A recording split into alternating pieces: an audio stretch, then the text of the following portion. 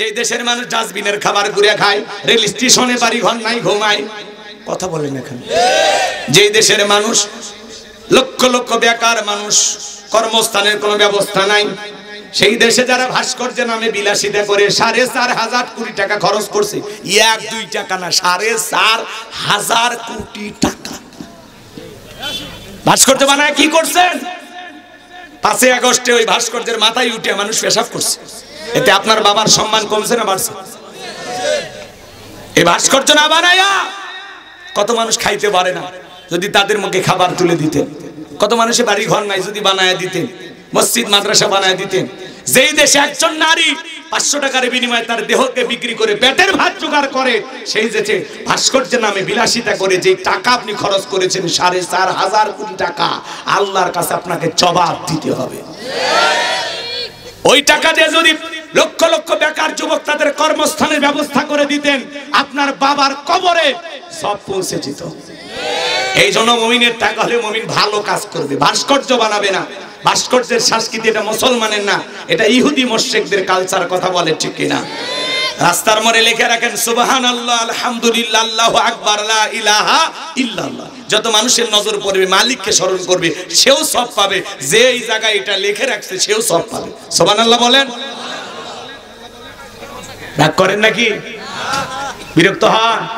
হইলে আমার সমস্যা কি? যারা এই দেশে লুটপাট করেছে, দুর্নীতি করেছে, আজকে তাদের জন্য অনেকেরই মায়া কান্না আছে না? কথা বলেন। কেন পালিয়ে গেলেন, হারিয়ে গেলেন?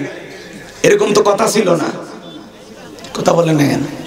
আমরা বারবার বলেছি আপনি থাকেন। আমরা চাইছিলাম ম্যাডাম খালি পদত্যাগ করেন। আল্লাহ বলে কিসের পদত্যাগ? এরা যে অন্যায় অপরাধ করেছে, শুধু পদত্যাগ না, আমি আল্লাহ এদেরকে দেশ ত্যাগ করতে বাধ্য করব। ইন্না বাতাশা রাব্বিকা লাশাদীদ। আল্লাহর পাকড়াও বড় কঠিন। আল্লাহ ধরে না, যেদিন ধরবে বাপ ডাকার টাইম দেবে না। কথা বলে ঠিক কিনা? আজকে দেশ থেকে পালিয়ে গেছে। আমাদের ঈশ্বর চাচাকে বলে আই স্বৈরাচার শাসক। উনি ক্ষমতার থেকে পদত্যাগ করে জেলে গেছে, দেশ ছাড়েনি। বাপের বেটা। কথা বলেন। দেশ নেত্রী বেগম খালেদা জিয়া জেল খাটছে, অসুস্থ হয়ে দেশে পড়ে আছে, দেশ ছাড়েনি। বাপের বেটি। আর আপনি নিজের মুখে বলতেন পালাবো না। আপনাকে এই দেশের মানুষ বলতো মমতাময়ী প্রধানমন্ত্রী। এভাবে আমাদেরকে ফেলে কেন একা চলে গেলেন? আবার মাঝে মাঝে আমাদেরকে কল দিয়ে খোঁজ খবর নেয়, আমি সুযোগ পেলে চট করে ঢুকবো। ঢুকবে নিতে বের হলেন কেন? কথা বলেন না কেন? আমরা বলি আপনি আসেন, এই দেশ আপনার বাবার, এই দেশ আপনার স্বামী, অবশ্যই আপনি আসবেন। কথা বলে ঠিক কিনা? ববু আইবা, তুমি আইবা গো, সেই দিন আইসা বুবু ক্ষমতা পাইবা না। ও ববু আইবা, তুমি আইবা গো, সেই দিন আইসা বুবু ক্ষমতা পাইবা না। খোঁজ নাই বুবু কাদের কাকার, অবস্থা খারাপ দরবেশ বাবার, হাউন আঙ্কেল এখন সামনেও আসে না।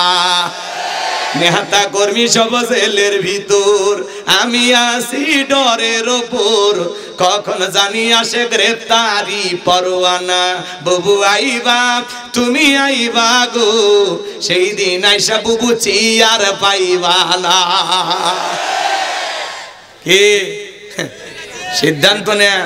আর যাই হোক, কোন নারীকে প্রধানমন্ত্রী বানানো যাবে না।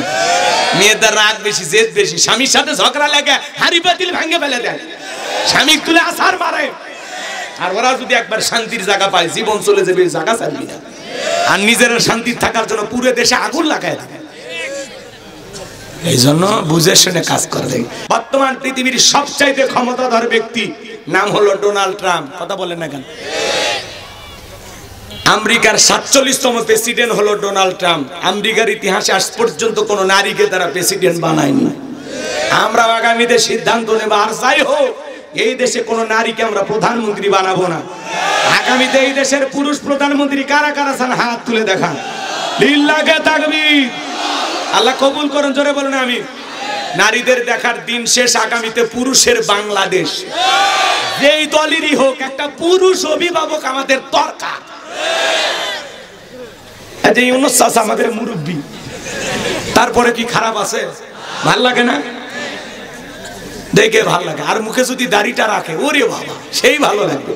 সেদিন জানা যায় গেছে টুপি পরে, দেখে সেই কলচেরে ভরে গেছে। কথা কর না কেন? একটা উপদেষ্টা মারা গেল না, উপদেষ্টাগুলোর বেশি বয়স হয়ে গেছে, আরো যে কয়জন আল্লাহ জানে দুনিয়ার থেকে থাকে, মানে একটু যুবক ইয়াং মাঝামাঝি বয়সের হলে ভালো হয়। আর হায়াত মুত কার কখন হবে কেমনি জানি, কথা কোন ঠিক কিনা? হয়তো ওনারাই বেঁচে আছে, আমরাই নাই, তাই না ভাই? কারণ জীবন মৃত্যুর মালিক কে? আল্লাহ। তো তা না, উনি যখন টুপি মাথায় দিয়ে জানাজায় গেছে, দেখে দিলটা ভরে গেছে, তাই না ভাই? এই জন্য পুরুষ দরকার, মরে গেলে অন্তত জানাজায় হাজির হয়। কি রাগ করতেছেন মনে হয় আপনারা? তাহলে ক্ষমতা পাইলে সফল হওয়া যাবে? রাগ করতেছেন? ক্ষমতা পাইলে সফল হওয়া যাবে না। সফল হতে পারবে তারা ঈমান আনবে যারা। বেঈমানেরা ক্ষমতার দিক দিয়ে দুনিয়াতে সফল হতে পারে, মরার পরে সবগুলো বেঈমানকে পিটাইয়া জাহান্নামে দিবেন তিনি কে? আরেকটু জোরে বলেন কে? আপনাদের এলাকায় একটা বাজার আছে, কিসের বাজার? কামারজানি? এত মনে থাকবে না, গাইবান্ধা বাজার বাদ দেন, দাঁড়িয়াপুর বাজার আছে, তাই না? আচ্ছা, তো ধরেন এই দাঁড়িয়াপুর বাজারে আল্লাহর রাসূল বান্দা তরি তরকারি বিক্রি করে, সবজি বিক্রেতা। আল্লাহর গোলাম যদি আজান দেওয়ার পরে মসজিদে গিয়ে মাথা নত করে আল্লাহকে সিজদা দেয়, পৃথিবীর বড় নেতা ডোনাল্ড ট্রাম্পের চাইতে সবজি বিক্রেতা ইমানদারের দাম কম না বেশি? তার মানে কি বুঝলেন? ঈমান আছে যার, আল্লাহর কাছে দাম আছে। কথা কয় না? ঈমান আছে যার, আল্লাহর কাছে দাম আছে তার। কোনো বেঈমানের দাম আল্লাহর কাছে নাই। আপনার চেহারা কালো হোক, ফর্সা হোক, লম্বা হন, খাটো হন, ধনী হন, গরিব হন, তাতে কোনো সমস্যা নেই। আপনার ভিতরে ঈমান আছে, আল্লাহর কাছে আপনার দাম আছে। এই ঈমান নামের মহাদৌলত, এই ঈমান নামের দামি সম্পদ আল্লাহ তাআলা আমাদেরকে দান করেছেন। এজন্য আমরা খুশি না বেজার? আল্লাহ ভালোবেসে মুসলমানের ঘরে জন্ম দিয়া জান্নাতের রাস্তা একটু আগায় দিয়েছে, সুবহানাল্লাহ বলে। আল্লাহ তাআলা ভালোবেসে পৃথিবীর শ্রেষ্ঠ ধর্ম ইসলাম ধর্মের মানুষ বানায়া জান্নাতের রাস্তা আরেকটু আগায় দিয়েছে। পৃথিবীর শ্রেষ্ঠ কিতাব কুরআনুল কারীম দান করে জান্নাতের রাস্তা আরেকটু আগায় দিয়েছে। আখিরি নবীর আখিরি উম্মত বানায়া জান্নাতের রাস্তা আরেকটু আগায় দিয়েছে। এখন একটু আমল করলেই জান্নাত, সুবহানাল্লাহ বলেন। রাশিয়ার প্রেসিডেন্ট পুতিন আপনাদের বাংলাদেশের একজন রিকশা চালক, ভ্যান চালক, লোকটা যদি ইমানদার হয়, আজান দেওয়ার পরে মাথা নত করে আল্লাহকে সিজদা দেয়, পৃথিবীর বড় নেতা পুতিনের চাইতে ওই রিকশা চালক ইমানদারের দাম কম না বেশি? তার মানে পরিষ্কার বোঝা গেল, ক্ষমতায় থাকলে সফল হওয়া যায় না, টাকা থাকলে সফল হওয়া যায় না, যশ খ্যাতি থাকলে সফল হওয়া যায় না। সফল হতে পারবে তারা ঈমান আনবে যারা। আল্লাহু আকবার বলেন। তাহলে আমি বলবো সফল হয়েছে কারা? আপনারা বলবেন ঈমান এনেছে যারা। ভাই, আপনার আমার ভিতরে ঈমান আছে, আল্লাহর কাছে দাম আছে। ঈমানদাররা দুনিয়াতেও সফল, আখিরাতেও সফল, সুবহানাল্লাহ বলেন। তাহলে বলেন সফল হয়েছে কারা? আরেকটু জোরে, সফল হয়েছে কারা? আলহামদুলিল্লাহ। আমার গাইবান্ধার মানুষ যে এত এ ভাই, চাচা কি হয়েছে? চাচা কি হয়েছে? চাচা কি হয়েছে? বসবেন না যাবেন? জায়গা দিচ্ছে না। আপনি এটি আসেন তো।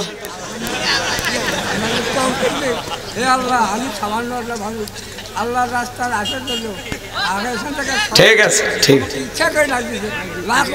ঠিক আছে, আপনি মঞ্চে আসেন, আসেন ওই দিক দিয়ে মঞ্চে যাও।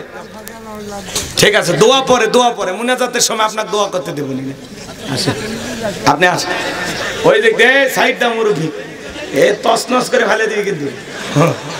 হ্যাঁ, আগেকার মানুষ মানে কি মনে করছেন দেশ স্বাধীন করছে, সেই জিনিস। আচ্ছা ঠিক আছে, ঝামেলা করা যাবে না, একটু সামনে যারা থাকবেন সচেতন থাকবেন। কষ্ট হচ্ছে আপনাদের? তাহলে বাজান এদিক খেয়াল করেন, ঈমান এনেছে যারা, সফল হয়েছে তারা। কথা বলে ঠিক কি না?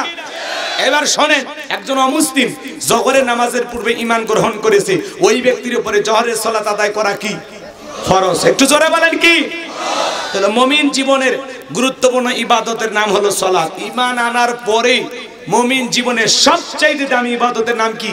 সালাত। জোরে বলেন কি না? রাগ করতেছেন আপনারা? আরেকটু পিছে চাচা, চাচা আরেকটু পিছে, বক্সের আওয়াজ যেন কানত আসে। আরেকটু পিছে, আরেকটু, আরেকটু বাজান। এই মুরব্বীকে একটা চা দাও, চা খাও বাজান, আমি টাকা দেব। হ্যাঁ হ্যাঁ, ঠিক আছে। আচ্ছা, কষ্ট হচ্ছে আপনাদের? লিল্লাহি তাকবীর। আমার আল্লাহ রাব্বুল আলামিন বলেন, قد فلح المؤمنون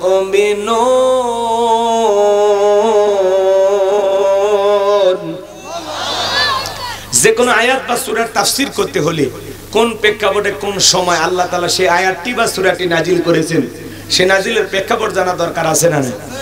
আরবিতে বলা হয় শানি নজুল। যদি শানি নজুল আলোচনা করা হয় তাহলে তাফসীর বুঝতে সহজ হয়। চিৎকার মেরে বলুন আল্লাহু আকবার।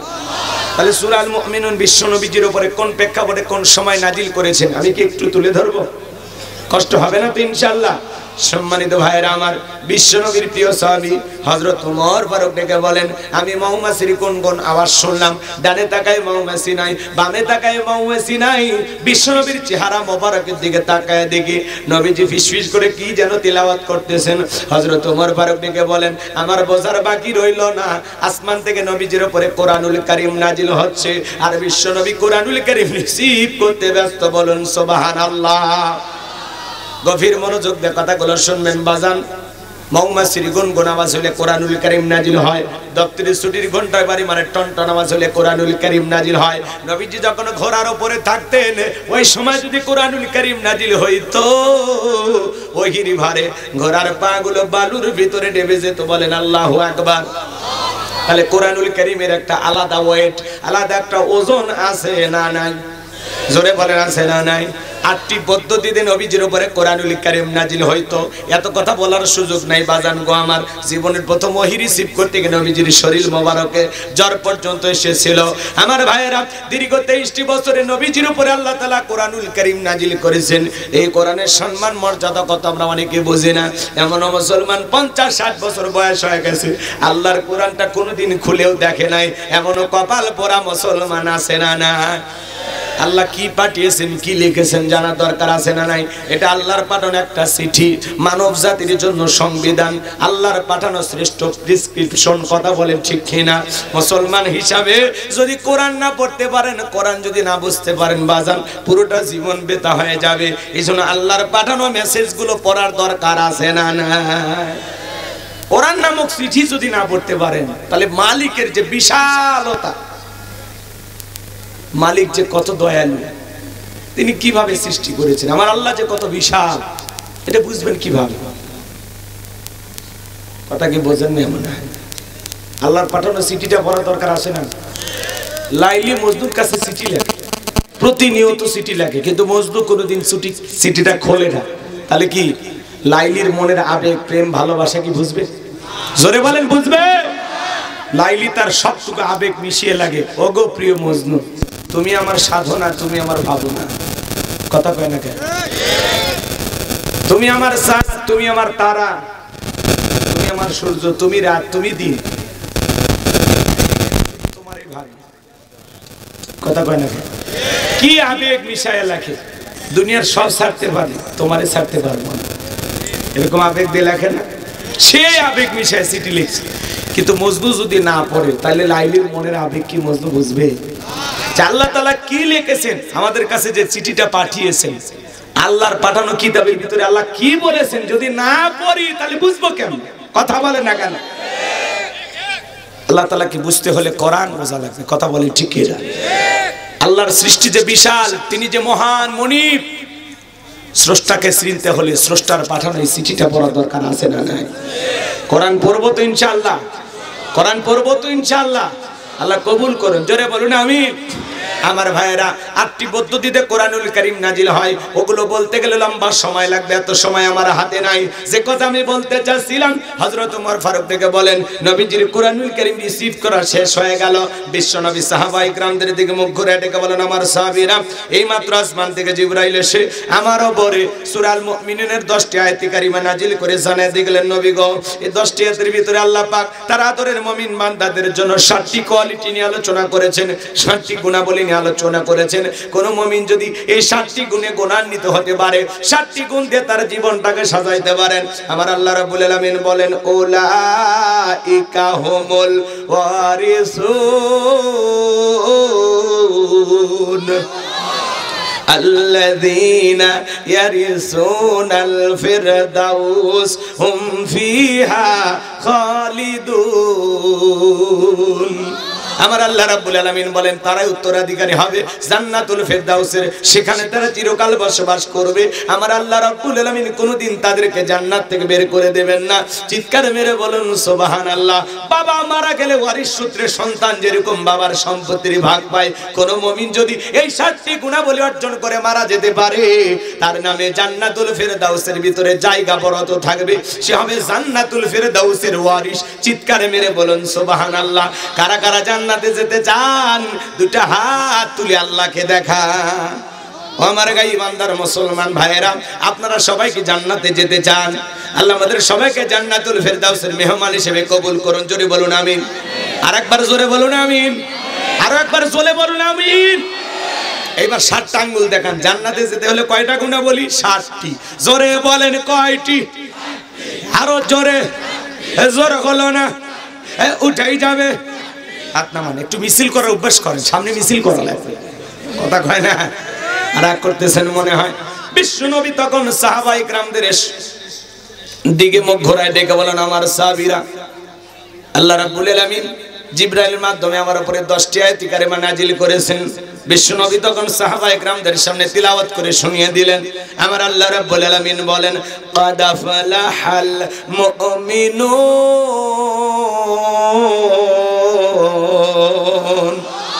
আমার আল্লাহ রাব্বুল আলামিন বলেন, অবশ্যই মুমিনেরা সফল। অলরেডি মুমিনেরা সফল। সফল হয়েছে তারা, ঈমান এনেছে যারা। আল্লাহু আকবার বলেন। ক্বাদ আফলাহাল মুমিনুন, অবশ্যই মুমিনেরা সফল। অলরেডি মুমিনেরা সফল।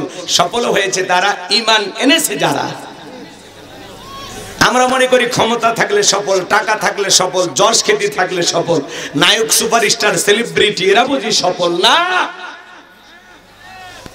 কত সেলিব্রিটি পরে মরে থাকে, 10 দিন পরেও খবর পায় না, কথা কন না কে? কোন একজন নায়িকা মরে গেছে, 10 দিন না 8 দিন পরে তার লাশ বের করছে, কথা কন না কে আপনারা? এগুলো হলো সেলিব্রিটি, মডেল, নায়ক, নায়িকা। এগুলো ধান্দা করলে হবে? হ্যাঁ, মরে পড়ে থাকে, দেখার কেউ নাই। কিসের মডেল, কিসের নায়িকা, কথা কন না কে আপনারা? দেখেন দুনিয়াতে কত লাঞ্ছনা গঞ্চনা, পরকালে গেলে কি যে হবে আল্লাহ ভালো জানে, কথা কন ঠিক কিনা? এই সময় মনে রাখবেন, ক্ষমতা পাইলে সফল হওয়া যাবে না। আমার ভাইরা গভীর মনোযোগ দিয়ে শোনেন, আমি যে কথা বলতে চাচ্ছিলাম, ঈমান আনার পরে মুমিন জীবনের সবচেয়ে গুরুত্বপূর্ণ ইবাদতের নাম হলো সালাত।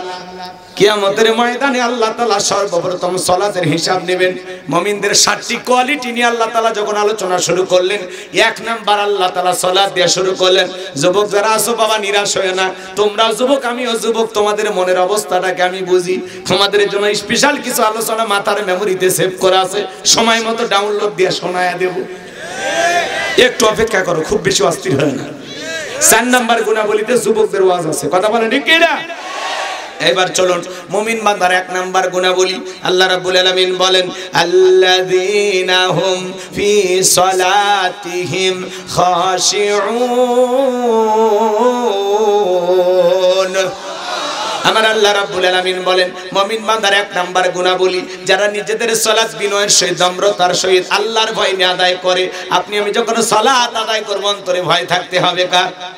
এই আয়াতের ব্যাখ্যায় তাফসীরকাররা লিখেছেন, অন্তরের ভিতরে সুচিন্তা, দুশ্চিন্তা, বিবির কথা, সংসারের কথা, ব্যবসা বাণিজ্যের কথা, দুনিয়াবি কোনো চিন্তা ভাবনা মনের মধ্যে রাখা যাবে না। টেনশন মুক্ত হৃদয় নিয়ে আল্লাহ রাব্বুল আলামিনকে সিজদা দেওয়ার জন্য মসজিদে সালাতে দাঁড়াইতে হবে। আপনি আমি যখন নামাজে দাঁড়াবো, অন্তরে ভয় থাকতে হবে কার? ইয়া আইয়ুহাল্লাযীনা আমানু তাকুল্লাহ, হে ঈমানদারগণ আমি আল্লাহকে ভয় করো। হাক্কা তুকাতিহি, ভয় করার মতো ভয় করো। জোরে বলেন আল্লাহু আকবার। আমার ভাইরা, হৃদয়ের কান পেতে কথাগুলো শুনে যাবেন। আমি গুনাহগার যে কথা বলতে চাচ্ছিলাম বাজান, গভীর মনোযোগ দিয়ে আপনারা কথাগুলো শ্রবণ করার চেষ্টা করবেন। আপনি আমি কিভাবে সালাত আদায় করব? বিশ্ব নবী কিভাবে সালাত আদায় করতেন? আম্মা জান আয়েশা ডেকে বলেন, নবীজি নামাজের ভিতরে এত লম্বা সময় ধরে দাঁড়িয়ে থাকতেন, মাঝে মাঝে তাকায় দেখতাম বিশ্ব নবীজির পা মোবারক ফুলে উঠেছে।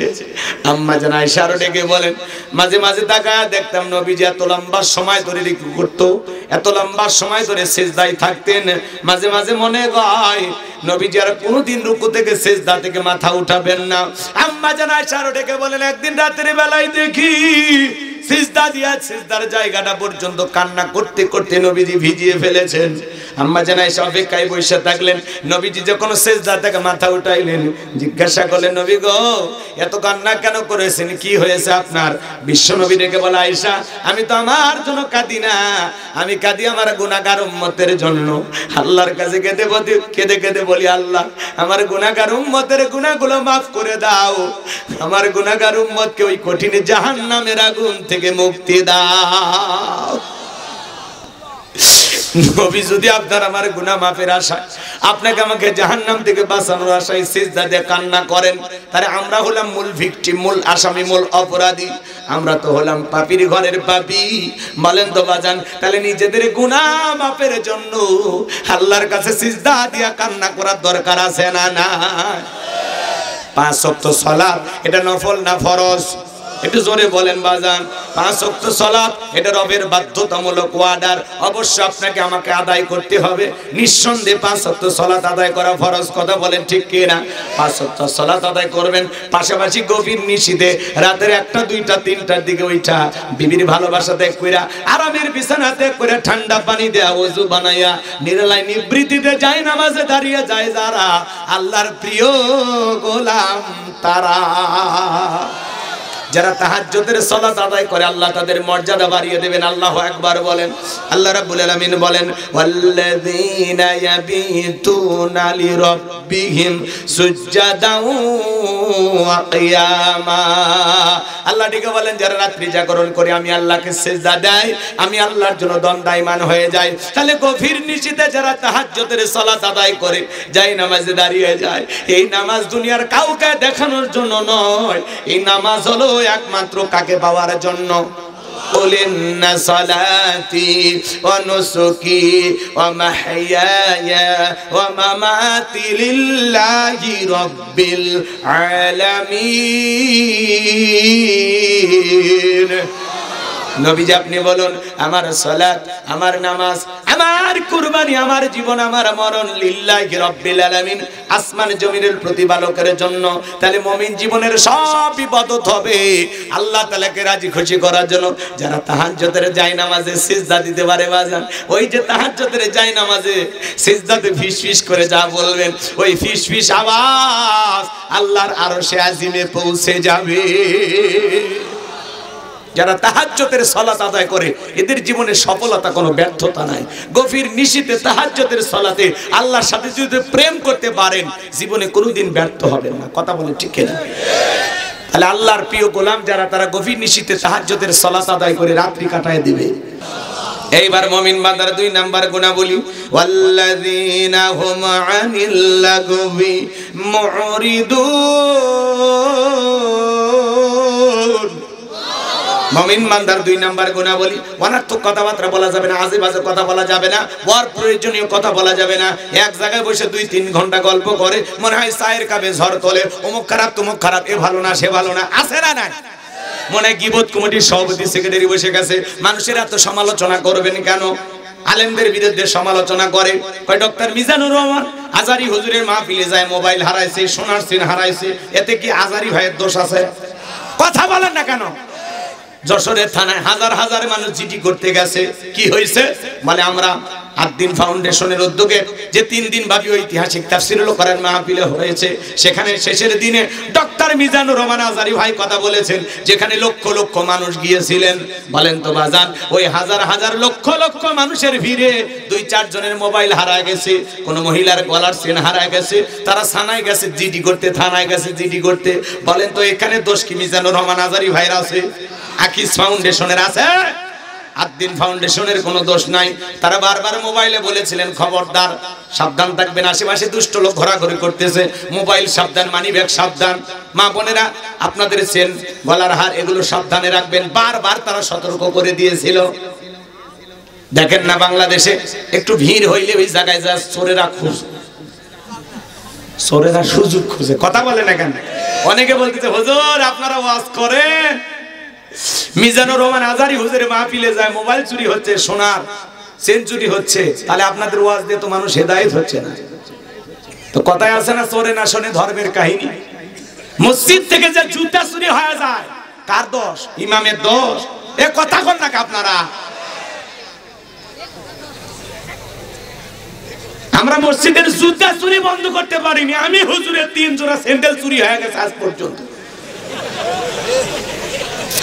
আর আপনি আজারি ভাইকে নিয়ে সমালোচনা করতেছেন কেন? কেন? আপনার নিজের জিনিস নিজে কি, নিজের জিনিস নিজে কি করা লাগবে? নিজের জিনিস নিজের হেফাজতে রাখা লাগবে। আপনার জিনিস আপনি নিজ দায়িত্বে হেফাজত করবেন। আপনার জিনিসের দায়িত্ব আজারি হুজুর নেবে। হ্যাঁ? আর মা বোনেরা যারা ওয়াজ মাহফিলে যান, কেন কেন আপনার সোনার চেন পরে যাওয়া লাগবে? কি শ্বশুর বাড়িতে আছে? আগলিরা বোঝে না। মা বোনেরা যারা মাহফিলে আসবেন, খবরদার সোনার কোন জিনিস শরীরের কোথাও পরে আসবেন না। কথা কয় না কেন? খালি নাকের ফুলটা কোনো মতে রাখবেন, কানের দুল যা আছে সব খুলে রাখবেন। আর যদি পারেন ওই যে আর একটা সোনার মতো কি নাম আছে, হ্যাঁ ওইটা পরে আসবেন, যাতে চোর নিলতে পারলে ওই যেন বাড়িতে শুকরিয়া আদায় করে। পরে টেস্ট করবে, যা বুঝে ফেলে দিবে যে কি জিনিস নিয়ে আসছে। কথা কোন ঠিক কিনা? কোন আলেমের বিরুদ্ধে সমালোচনা করবেন না। ওয়াকুন্না নাখুদু মাল খায়দিন, যারা সমালোচনাকারী এরা যাবে জাহান্নামে। কথা বলে ঠিক কিনা? এইজন্য ওই যে অমুক খারাপ তুমুক খারাপ, এ ভালো না সে ভালো না, এত সমালোচনা কেন? চুপ থাকেন। মাংস মাতা না যা, চুপ থাকলে আপনি নাজাত পাবেন। কথা বলে ঠিক কিনা? আপনি যা ইচ্ছা জবান দিয়ে তাই বলতে পারবেন না। এইজন্য মুমিন বান্দার 2 নাম্বার গুণাবলী, আল্লাযীনা হুম আনিল লাগবি মুরিদুন। মুমিন বান্দার 2 নাম্বার গুণাবলী, অনার্থক কথাবার্তা বলা যাবে না, অপ্রয়োজনীয় কথা বলা যাবে না। সাইর কাবে ঝড় তোলে, এলাকার সত্য তোনার কাছে মনে হয় এলাকার সিআইডি ডিবি। কথা কোন? আপনি মুরব্বী মানুষ, এত কথা কেন বলেন? চুপ। মুখের বইটা আপনি এত কথা কেন বলছেন? আপনার জবানের প্রত্যেকটা কথার হিসাব একদিন আল্লাহ তাআলার কাছে দিতে হবে। মা ইয়ালফিযু মিন কাউলিন ইল্লা লাদাইহি রাকীবুন আতীদ। বান্দা এমন কোন কথা বলে না যে কথা রেকর্ড করার জন্য আমার ফেরেশতারা নাই। আপনার জবানের প্রত্যেকটা কথা রেকর্ড করা হচ্ছে অডিও ভিডিও সহকারে। আপনার জীবনের প্রত্যেকটা কথার হিসাব একদিন আল্লাহর কাছে দিতে হবে। ওয়াজ মাহফিলে যায় যারা মোবাইল সোর্স তৈরি কোন ধান্দাতি থাকে, একটু মেলার ভিড়ে, যাত্রার প্যান্ডেলের ভিড়ে, গানের কনসার্টের ভিড়ে, ওয়াজ মাহফিলের ভিড়ে, ওর উদ্দেশ্য তো চুরি করা। ও কি আর ওয়াজ মাহফিল বোঝে আর মসজিদ বোঝে? তাহলে দোষ কি হুজুরের? মসজিদের মাইক চুরি হয়ে যায় এই দেশে, মসজিদের ব্যাটারি চুরি হয়ে যায়। হ্যাঁ, গত 1 বছর আগে আমার মসজিদের মাইক আর ব্যাটারি চুরি করছে। তা দোষ কার দিবেন? মসজিদ কমিটি, ইমামের? তো তাহলে আজারি ভাইয়ের মাহফিলে মোবাইল চুরি হয়েছে, চেন চুরি হয়েছে, তো কি হয়েছে? কি হয়েছে? চুরি কৃষক বেড়ে গেছে। চুরি বন্ধ করতে চান? আল্লাহর আইন দিয়ে চোরের বিচার করেন। আল্লাহ কি বলেছেন? ওয়াসারিকু ওয়াসারিকাতু ফাকতাউ আইদিয়াহুমা জাযাআম বিমা কাসাবা নাকালাম মিনাল্লাহ। আল্লাহ 1500 বছর আগে আইন দিয়েছে, চোর নারী হোক, চোর পুরুষ হোক আর নারী হোক, আল্লাহর বিধান, আল্লাহর ফয়সালা। চোর চুরি করেছে, যদি অপরাধ প্রমাণিত হয়, চোরের ডান হাতের কবজি কেটে দাও। একটা চোরের হাত কেটে মিডিয়ার মাধ্যমে ফলাও করে যদি আমরা এই দেশে প্রচার করতে পারতাম যে বাংলার পার্লামেন্টে আইন পাস করা হলো, চোর যদি চুরি করে ধরা পড়লে হাত কেটে দেওয়া হবে, আমার বিশ্বাস বাংলাদেশের সমস্ত চোরেরা তওবা করে আল্লাহর ওলি হয়ে যাবে। ও বলবে ভিক্ষা করে খাবো, তাও চুরি করব না। কিন্তু কে শুনে কার কথা? আজও গেল না মনের ব্যথা। এখন উচিত কথা যদি কই, পিঠের উপর দিয়ে যাবি মই। এই আনন্দে কিছু লোক কিনে খাবে বগুড়ার স্পেশাল দই। যত দোষ নন্দ ঘোষ, 70টা বললে দোষ, করলে অন্যায়ের প্রতিবাদ, নামটা হবে তোমার মৌলবাদ, নামটা হবে তোমার জঙ্গিবাদ। হুজুরদের নরম পায়া যা ইচ্ছা তাই নিয়ে সমালোচনা করেন না, আল্লাহর আইন চালু করেন না। মনে রাখবেন, লন্ডন আমেরিকার আইন দিয়ে বাংলার 1 ইঞ্চি মাটিতে কোন নেতা শান্তি প্রতিষ্ঠিত করতে পারবে না। এই জমিনে শান্তি প্রতিষ্ঠিত হবে সেই দিন, আল্লাহর বিধান দিয়া বাংলার জমিন পরিচালনা হবে যেই দিন। আল্লাহর বিধানে শান্তি, আল্লাহর বিধানে মুক্তি। বাংলার জমিনে আল্লাহর কোরআনের আইন চালু হোক। কারা কারা চান হাত তুলে দেখান। লিল্লাহি তাকবীর। আল্লাহ এই জমিনকে কোরআন আর ইসলামের জন্য কবুল করুন। জোরে বলুন আমিন। তাহলে মসজিদের মাইক চুরি হবে না, ব্যাটারি চুরি হবে না, কারো গরু ছাগল চুরি হবে না, সোনা দানা গহনা গাড়ি চুরি হবে না, ওয়াজ মাহফিলে মোটরসাইকেল চুরি হবে না, মোবাইল চুরি হবে না, সোনার চেন চুরি হবে না, চুরি দুর্নীতি বন্ধ হবে সেই দিন। আল্লাহর আইন দিয়া চোরের বিচার হবে সেই দিন। কিন্তু আমাদের কথা ভালো লাগে না, বলে না ১৫০০ বছরের আইন, এগুলো ব্যাকডেট, এগুলো চলবে না। মানুষের তৈরি করা নিয়ম নীতিতে কোশ্চিন কালেও এই ৫৬,০০০ বর্গ মাইলের ১ ইঞ্চি মাটিতে আপনারা শান্তি প্রতিষ্ঠিত করতে পারবেন না। এই সমাজে শান্তি আসবে সেই দিন, আল্লাহর আইন দিয়ে জমিন চলবে যেই দিন। আল্লাহ লাহুল খলকু ওয়াল আমর, সৃষ্টি যার, আইন চলবে সে আল্লাহর কথা বলে, ঠিক কিনা? আল্লাহর বিধান এই জমিনে চালু হোক, সবাই চান তো ইনশাআল্লাহ? আল্লাহ কবুল করুন। জোরে বলুন আমিন। তাহলে কি বক্তার দোষ? ডক্টর মিজানুর রহমান আজারি ভাইয়ের দোষ? ওনাকে নিয়ে একটু সমালোচনা, ওনার একটু ভুল ধরার জন্য একেবারে চশমা লাগায় বসে আছে। আজারি সাহেবের কি ভুল ধরা যায়? কথা বলে না কেন? অনেকে ওনার ৫ বছরের আগের একটা বক্তৃতার অডিও আর এই নতুন যে ওয়াজ করছে তার একটা ভিডিও দিয়ে এডিট করে সিস্টেম করে ছাড়িয়ে দিয়ে বলতেছে, এই যে দেখেন আজারি হুজুর উল্টাপাল্টা বলতেছে। ভাই সমালোচনা করবেন আল্লাহর হস্তে, আল্লাহর হস্তে একটু ভালো হয়ে যান। কাদা সরাসরি করবেন না, সমালোচনা করবেন না। যারা সমালোচনা করে এরা হলো নিচু মনের মানুষ। কথা বলেন ঠিক কিনা? কেন সমালোচনা করেন? মানুষের সমালোচনা করে লাভ আছে? অমুক খারাপ তমুক খারাপ। আরে ভাই, আমার জীবনেই তো ভুলে ভরা। আমি নিজের গুনাহের টেনশনে, অপরাধের টেনশনে ঘুমাইতে পারি না। কথা বলেন ঠিক কিনা? এজন্য আসুন নিজের আত্মসমালোচনা করি, নিজের জিন্দেগির ত্রুটিগুলো তালাশ করি। এক মুমিন আর এক মুমিনের আয়না। কোন ভাইয়ের ভুল ধরা পড়লে তার কাছে যান, সংশোধন করে দেন। সোশ্যাল মিডিয়াতে আমরা সমালোচনা করব না। আল্লাহ যেন এই জাতির সকল ভাইদেরকে হেদায়েত দান করেন। একটু জোরে বলুন আমিন। বিশেষ করে টুবিয়ালা আলেম ওলামা যারা আছেন, ভাই খবরদার, আল্লাহর হস্তে একজন আলেম আর একজন আলেমের বিরুদ্ধে একটি পোস্ট করবেন না ইনশাআল্লাহ। আল্লাহ যেন এই জাতির সমস্ত ভাইদেরকে হেদায়েত দান করেন। এটা জোরে বলেন না আমিন। তাহলে মুমিন বান্দার ২ নাম্বার গুণাবলী, অনার্থক কথাবার্তা বলা যাবে না। মুমিন বান্দা জবান দিয়ে সে কথা বলবে যে কথা বললে সব হয়। অনার্থক কাজ করা যাবে না। মুমিনের টাকা হলে মুমিন সিনেমা হল বানাবে না, যাত্রা গানের আয়োজন করবে না, গানের কনসার্ট দেবে না, মদের বার দেবে না, সিনেমা হল বানাবে না। মুমিনের টাকা হলে মুমিন মসজিদ বানাবে, মাদ্রাসা বানাবে, ঈদগাহ মাঠ বানাবে, কবরস্থান বানাবে, রাস্তার মধ্যে ফলের গাছ লাগায় দিবে, পুকুরের ঘাট বানায় দিবে। ওই টাকা দিয়ে গরিব দুঃখী মানুষের মাঝে খাদ্য কম্বল বিতরণ করবে, গরিব দুঃখী মানুষকে টাকা দিয়ে সহযোগিতা করবে। মুমিনের টাকা হলে মুমিন ভালো কাজে তার টাকাকে ব্যয় করবে। মুমিন এই জমিনে ভালো কাজ চালু করবে। কথা বলেন না কেন? কি অনেক গোড়া বসা করে, কয়টা বাজে? 1টা বেজে গেছে। খালি আবেগ, 1টা 2টে। থামেন ভাইয়েরা আমার। তাহলে মুমিন বান্দার ২ নাম্বার গুণাবলী, জবান দিয়ে সে কথা বলবে যে কথা বললে সব হয়। মুমিন বান্দা সমাজে সেই কাজ চালু করবে যেই কাজ চালু করলে সব হয়। মুমিনের টাকা ভালো কাজে ব্যয় হবে। বলেন ঠিক কি না? ভালো করে বুঝবেন। হে যুবক, মুমিন বান্দার ২ নাম্বার গুণাবলী, অনার্থক জিনিস কান দিয়ে শ্রবণ করা যাবে না। কানের ভিতর ইয়ারফোন লাগায় তুমি গান শোনো, রূপবানের আছে কোমর দোলায়া, আল্লাহর ফেরেশতারা কবরে নিয়ে পিটাবে ঝোলাইয়া ঝোলাইয়া। আল্লাহ গান শোনার জন্য দেয় না। সিরাজগঞ্জের এক যুবক রেল লাইন পার হয়ে যাচ্ছে, কানের ভিতর ইয়ারফোন লাগাইয়া টেনে এসে ধাক্কা মেরে ৩ টুকরা করে ধুয়ে গেছে। মরার পরেও কানের ভিতর ইয়ারফোন লাগানো ছিল। এখন কবরে যা, ফেরেশতারা তোর জায়গা মতো বাদ্যযন্ত্র বাজায় দেবে। কথা বলেন ঠিক কি না? এই যুবক, এই যুবক, এই কান দিয়ে গান শোনা যাবে না। হক্কানি ওলামা একরামদের বয়ান শুনতে হবে, ইসলামী সঙ্গীত শুনতে হবে, কোরআন তিলাওয়াত শ্রবণ করতে হবে। এই কান দিয়ে ভালো ভালো কথা শ্রবণ করার দরকার আছে না নাই? তাহলে মুখ দিয়ে সেটা বলবো যেটা বলে সব হয়, সেই কাজ চালু করবো যে কাজ চালু করলে সব হয়, সেই কাজগুলো, সেই জিনিসগুলো শ্রবণ করব যেটা শুনলে সব হয়। এক কথায় সব আছে যেখানে, জোরে বলেন, সব আছে যেখানে, আর গুনাহ আছে যেখানে। আল্লাহ কবুল করুন। জোরে বলুন আমিন। আমার ভাইয়েরা, এইবার মুমিন বান্দার ৩ নাম্বার গুণাবলী, ওয়াল্লাযীনা হুম লিয-যাকাতি ফাইলুন।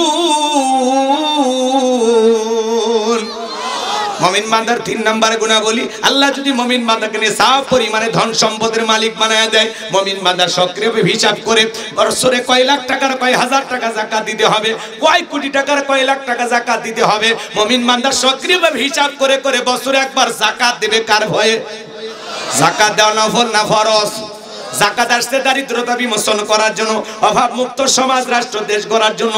যাকাত আসছে রাস্তার এপারে দশতলায় পারে গাছতলা তার ব্যবধানকে দূর করার জন্য।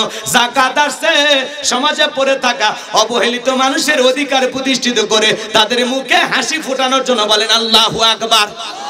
বাংলাদেশের অর্থনীতি যাকাত ভিত্তিক না সুদ ভিত্তিক? সুদ ভিত্তিক অর্থনীতি। হালাল না হারাম?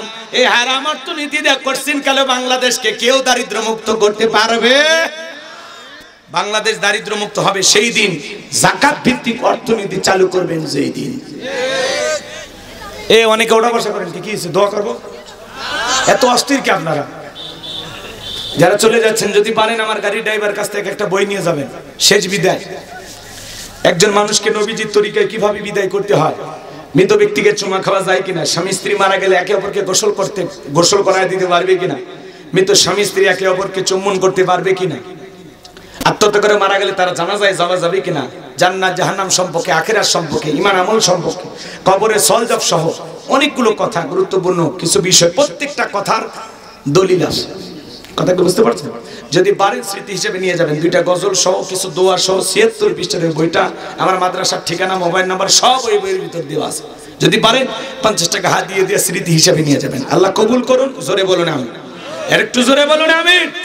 হে যুবক, এগুলো তো কিনবা না। তোমরা কেন উপন্যাস, প্রেম কেন কাঁদায়, যৌবনের মৌবনে অভিশাপ্ত রাত মিলন হবে কতদিনে, তোর মরণের পরে।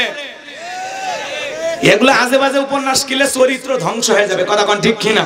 প্রত্যেকটা মুসলমানের ঘরে একটা সিরাত গ্রন্থ থাকা দরকার, আছে না নাই?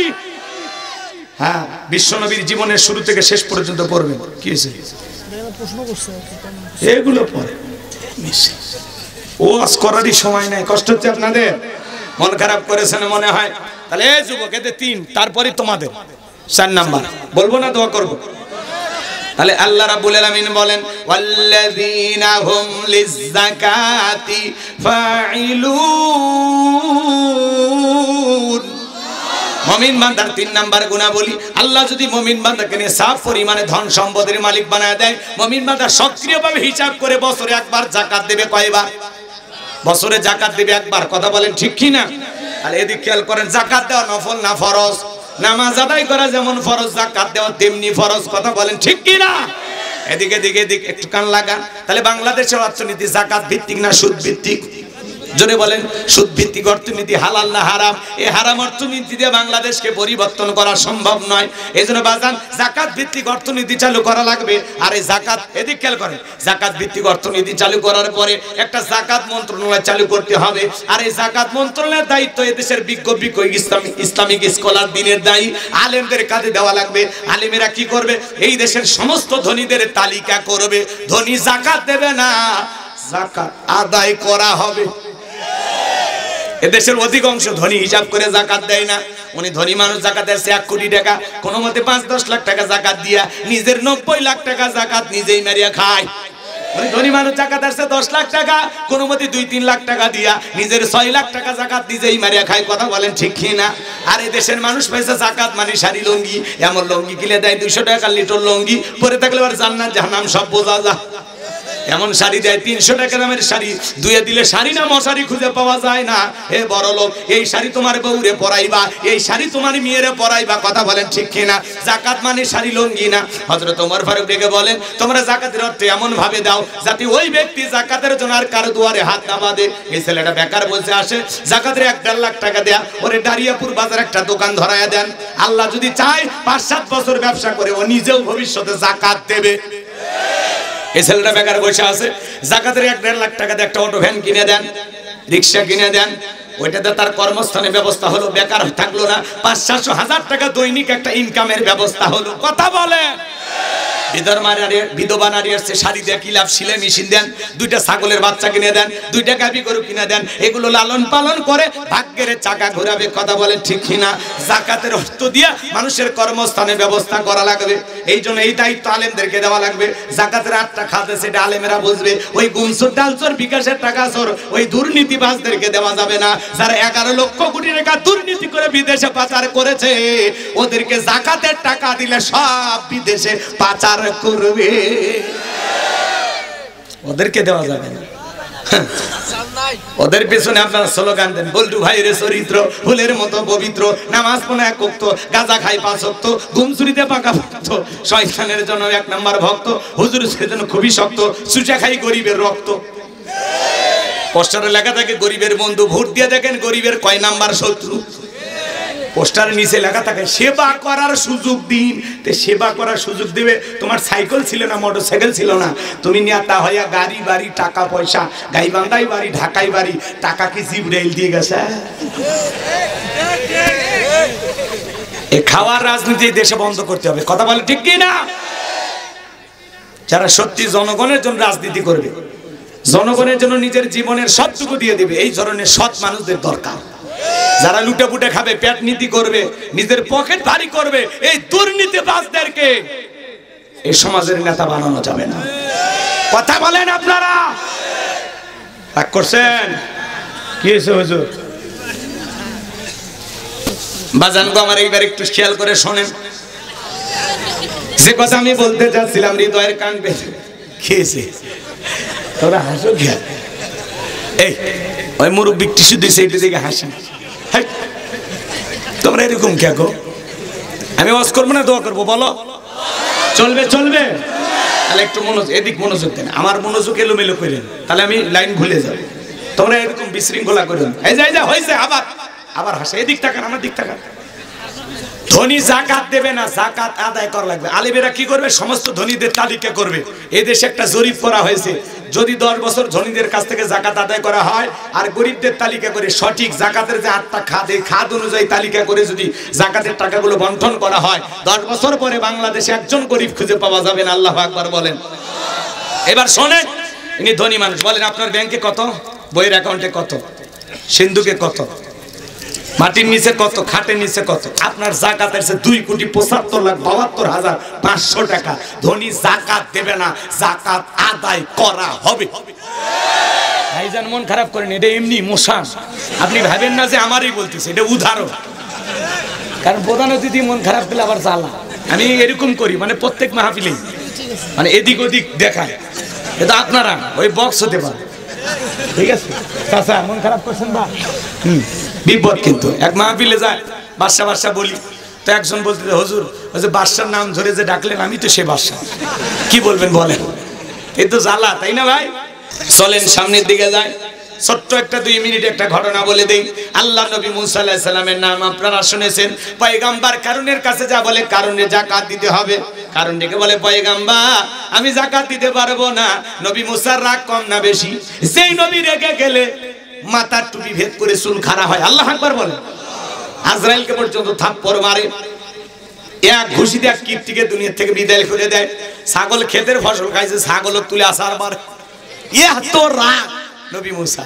এই পৃথিবীর অধিকাংশ নবী রাসূলেরা ছিল রাখা, তাদেরকে দিয়ে আল্লাহ তাআলা উট, দুম্বা, ছাগল এগুলো চড়ায় নিতেন।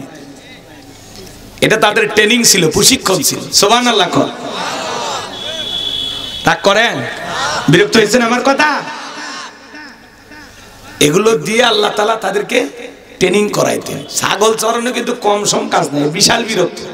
একবার যদি ব্রেক করে, 2টা পা সামনে দিয়ে ওরে টানে কি কোলে নিয়ে যাওয়া লাগবে, ওই পা দিয়ে আর হাঁটে যাবে না। কথা কোন ঠিক? অভিমান করছে, যে ব্রেক করছে মানে কি অভিমান করছে।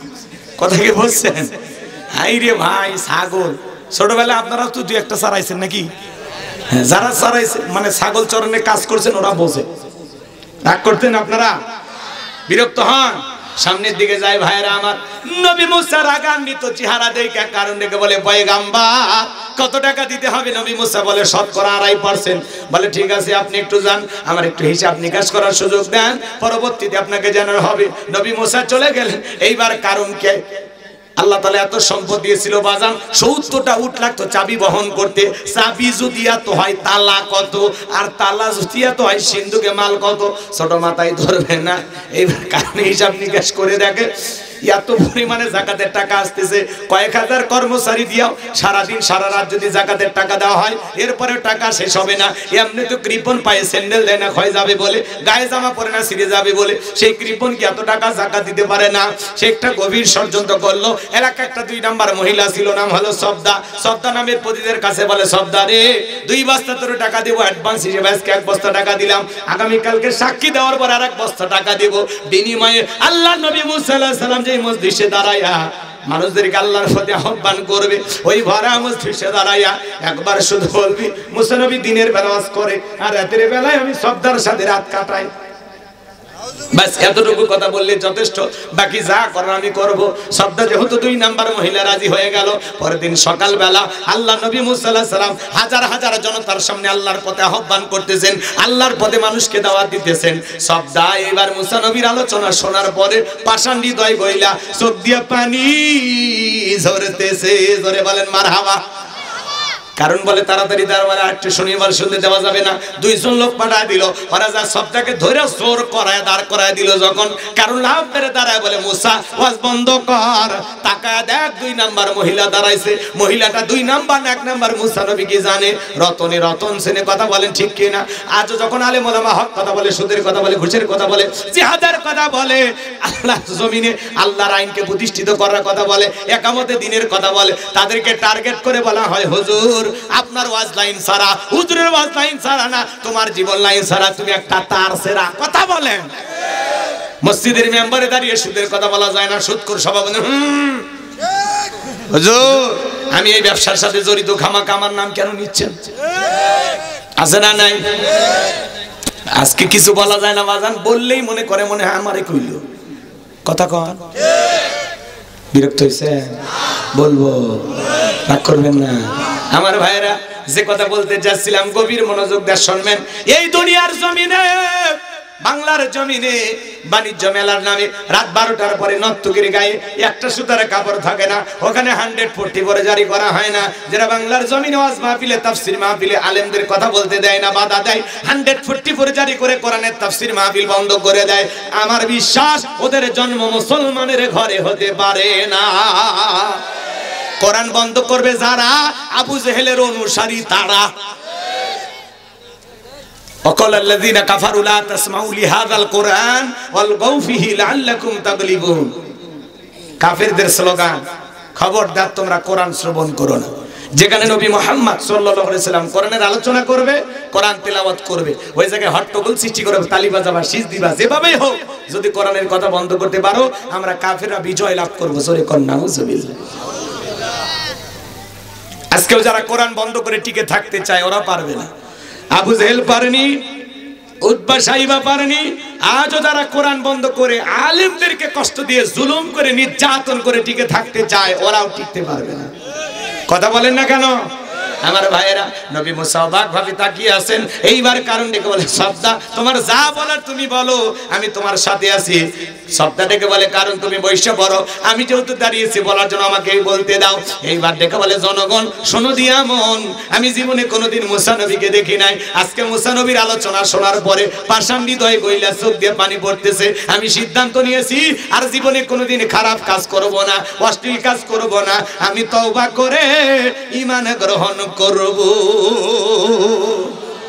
নবী মুসার আলোচনা শুনে একটা পতিতা ভালো হয়ে গেল, আলেমদের ওয়াজ শুনে বেনামাজি নামাজি হয়ে যায়, সুদখোর ঘুষখোর ভালো হয়ে যায়, বেপরদায় মা বোনেরা পর্দা করে, চোর ডাকাত ভালো হয়ে যায়, দাড়ি কাটা যুবকটা দাড়ি রাখে, হক্কানি ওলামা ইকরামদের বয়ান শুনে অনেক মানুষ পরিবর্তন হয়।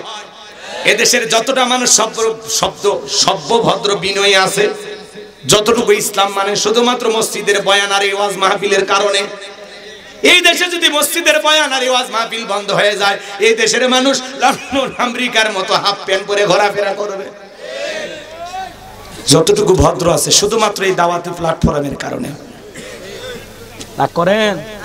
এইবার শোনেন ভাইয়েরা আমার, সবটা বলতেছে জনগণ এই কারণ কেন লাফালাফি করে আপনারা জানেন, গোপন তথ্য ফাঁস করে বলতেছে গতকাল রাত্রিতে আমার বাড়িতে গিয়েছিল, 2 বস্তা টাকা দিবে বলে ওয়াদা করেছে, অ্যাডভান্স হিসেবে 1 বস্তা টাকা দিয়েছে, আজকে সাক্ষী দেওয়ার পর আর 1 বস্তা টাকা দিবে, বিনিময়ে আমাকে এই কথা বলতে হবে। নবী মুসা দিনের বেলা ওয়াজ করে আর রাতের বেলা আমি সবদার সাথে রাত কাটাই। আপনাদেরকে সাক্ষী রেখে বলতেছি মুসা নবীর চরিত্র ফুলের চাইতেও পবিত্র। ওই কারণ হলো আমি সবদার নিয়মিত ভক্ত। বলুন আল্লাহু আকবার। ওয়া মাকারু ওয়া মাকারাল্লাহ ওয়াল্লাহু খায়রুল মাকিরিন।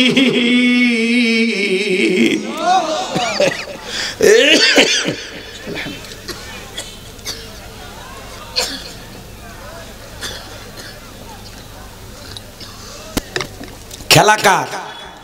জোরে বলেন খেলা কার? যে গর্ত খুঁড়েছিল, ষড়যন্ত্র করেছিল, নিজের ষড়যন্ত্রের জালে নিজেই আটকে গেছে। কথা কয় না?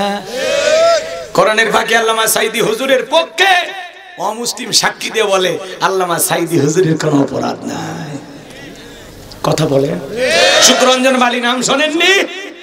উনি বলে সাইদি সাহেব 2 বার এমপি ছিল, মায়ের কোলে শিশু যেমন ছিল আমরা তেমনি ভালো ছিলাম।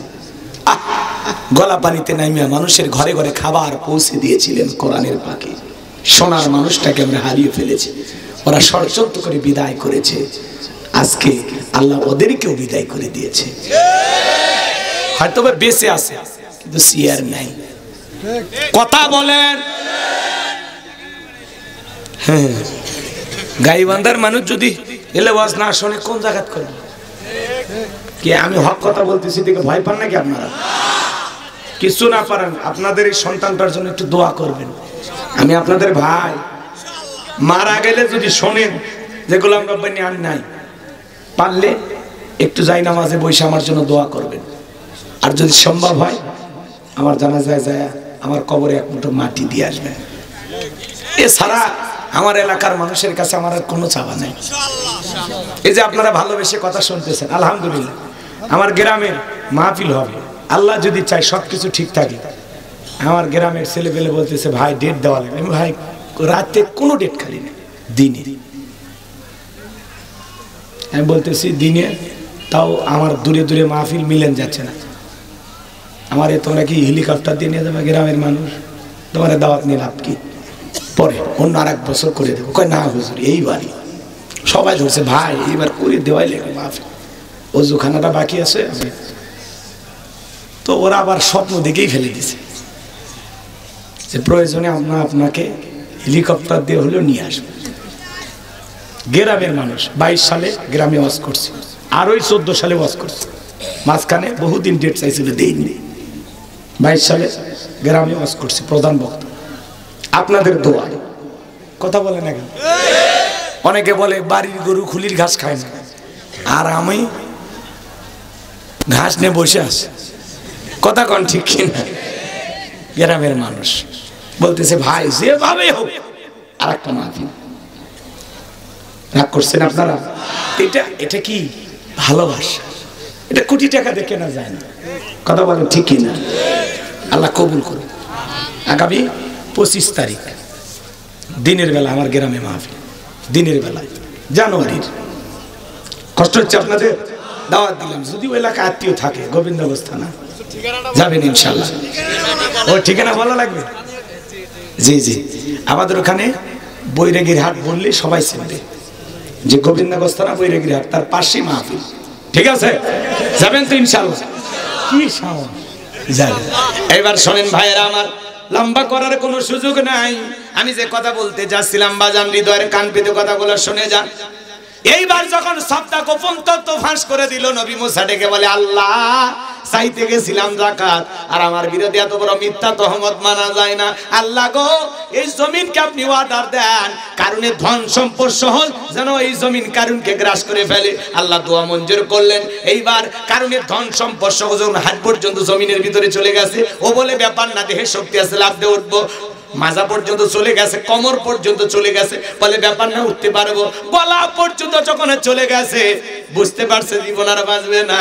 ওই সময় ডেকে বলে, নবী মুসা, ধন সম্পদ যা আছে সব তোমার, আর তোমার আল্লাহ তুমি নিয়ে যাও, জানটা একটু ভিক্ষা দাও। নবী মুসা আলাইহিস সালাম ডেকে বলেন, আল্লাহুস সামাদ, আমার আল্লাহ অমুখাপেক্ষী, আমার আল্লাহ কারো কাছ থেকে কিছু নেয় না, আমার আল্লাহ শুধু দিয়ে যায়। কারণ রে, তোর ধন সম্পদ সহ জমিনের ভিতরে চলে যা, আর পৃথিবীর ইতিহাসে সাক্ষী থাক, তোর মতো যারা সম্পদ জমা রাখবে, আল্লাহ রাস্তায় খরচ করবে না, কঠিন কিয়ামতের ময়দানে তুই কারুনের কাতারে আল্লাহ তাদেরও বিচার করবে।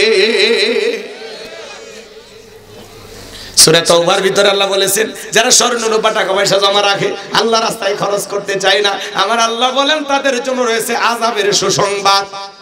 আযাবের সুসংবাদ হয়, তাহলে আযাবের শাস্তিটা কম না বেশি? কথা বলেন না কেন আপনারা? এজন্য বাজান, যারা স্বর্ণ রূপা টাকা পয়সা জমা রাখে, আল্লাহ রাস্তায় যাকাত দিতে চায় না, এই সম্পদ বিষাক্ত সাপ হয়ে সবল মারবে। কথা বলেন ঠিক কি না?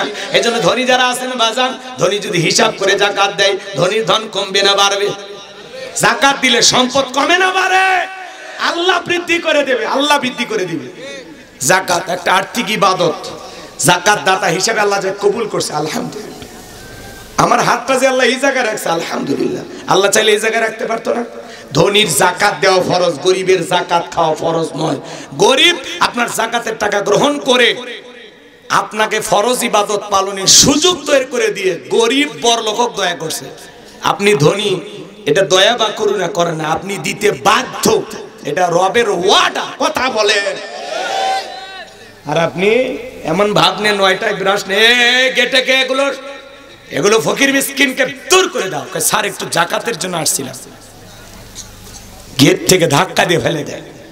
শাড়ি লুঙ্গি বিতরণ করবে, মানুষ গেছে কয়েক হাজার, পায়ের তলে পড়ে কয়জন মরে গেছে। কথা কর, হ্যাঁ? যাকাত দিবের যায় পায়ের তলে ফেলে মানুষ মারছো, তুমি জান্নাতে যাবে কোন দরজা দিয়ে? ওই দিকে আর যাবো না, কষ্ট হয় নাকি? তাহলে আল্লাহ যেন আমাদের সবাইকে প্রত্যেক বছর হিসাব করে বছরে একদিন যাকাত দেওয়ার তৌফিক দান করে। জোরে বলেন আমিন। যাকাতের 1.5 লাখ টাকা একজনে দিয়ে দেন, কিসের 500 টাকা দিয়ে পুরো গ্রাম পৌঁছে দেন। আপনি 500 টাকা দিয়ে লাভ আছে? 1.5 লাখ টাকা একজনে দেন, যে ভাই এটা দিলাম, তুমি আর কারো কাছে হাত পাতবা না। আল্লাহ বোঝার তৌফিক দান করুক। জোরে বলেন আমিন। আর এই দেশের অধিকাংশ ধনীরাও যদি হিসাব করে যাকাত দিত, অনেক আগে বাংলাদেশ দারিদ্র মুক্ত হয়ে যেত। আল্লাহু আকবার বলেন। আল্লাহ এই দেশের প্রত্যেকটা ধনীকে হিসাব করে যাকাত দেওয়ার তৌফিক দান করুন। একটু জোরে বলুন আমিন। এবার মুমিন বান্দার 4 নাম্বার গুণাবলী, ওয়াল্লাযীনা হুম লিফুরুজিহিম হাফিজুন। মুমিন বান্দার 4 নাম্বার গুণাবলী, নিজের যৌবনটাকে হেফাজত করা, নিজের যৌবনটাকে কন্ট্রোল করা। মুমিনের যৌবন হোটেলে বিক্রি হবে না, পার্কে বিক্রি হবে না। মুমিন কোনোদিন বিবাহ বহির্ভূত অবৈধ কোনো সম্পর্কে জড়াবে না। মুমিন বান্দার এদিক খেয়াল করেন, আপনার আমার এই যৌবন কালের হিসাব দেওয়া লাগবে কার কাছে? আল্লাহ শিশুকালের হিসাব নেবেন না, হিসাব নেবেন যৌবন কালের। এজন্য আল্লাহ তাআলা বলেন, ওয়াল্লাযীনা হুম লিফুরুজিহিম হাফিজুন। নিজের যৌবনটাকে কন্ট্রোল করো, নিজের যৌবনটাকে হেফাজত করা লাগবে। মুমিন বান্দার 4র্থ গুণাবলী, নিজের যৌবনটাকে কন্ট্রোল করা, নিজের যৌবন কালের সময়গুলোকে হেফাজত করা। শয়তানের ওয়াসওয়াসায় পড়ে মন চায় যৌবন কালে গুনাহ করতে। আমরা এই শয়তানের ওয়াসওয়াসায় পড়ে গুনাহ করতে ভালোবাসি, আর যৌবন কালের ইবাদত আল্লাহ পছন্দ করে। আল্লাহু আকবার। যৌবন কালে লম্বা সময় রুকু করা যায়, লম্বা সময় সিজদায় থাকা যায়, লম্বা সময় নামাজে দাঁড়িয়ে থাকা যায়, যেটা বৃদ্ধ বয়সে সম্ভব হয় না। বৃদ্ধ বয়সে লম্বা সময় রুকু থাকলে মানে পড়ে যাবে, বেশি সময় সিজদা থাকলে মানে দম আটকে আসবে। এই যে প্রচন্ড ঠান্ডা, মুরব্বী চাচা 70 বছর বয়স, 60 বছর বয়স, যদি চাচাকে বলেন চাচা 2000 টাকা, রাত 2টা বাজে পুকুর থেকে একটু গোসল করে আসে, চাচা বলবে ভাতিজা ওই 2000 টাকা নেওয়ার জন্য পুকুর থেকে উঠতে পারবো তো? কিন্তু একটা যুবককে যদি বলে যুবক 2000 টাকা পুকুর থেকে একটু গোসল, কয় হুজুর কাপড় খুলছি টাকা বাই করেন। কারণ আর কি আছে? পাওয়ার আছে, স্পিরিট আছে। কথা বলে ঠিক কি না? দেহের শক্তি আছে। রাগ করে।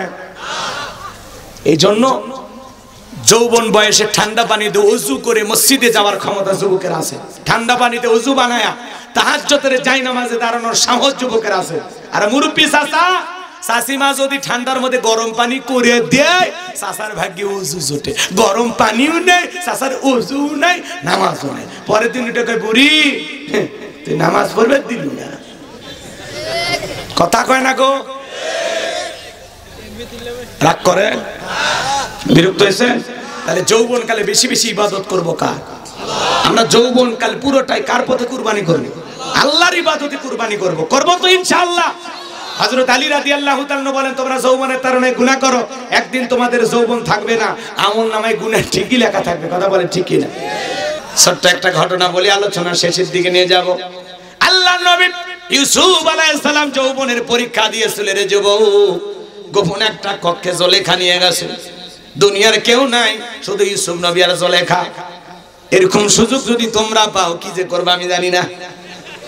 আল্লাহ নবী ইউসুফ আলাইহিস সালামের কাছে জুলেখা আসে, বলে দিলে বড় জ্বালা রে পাঞ্জাবিওয়ালা, হুজুর তো কিছুই বোঝে না, হুজুর সবই বোঝে, নারীর চলা কলা বোঝে না, কথা বলেন ঠিক কি না?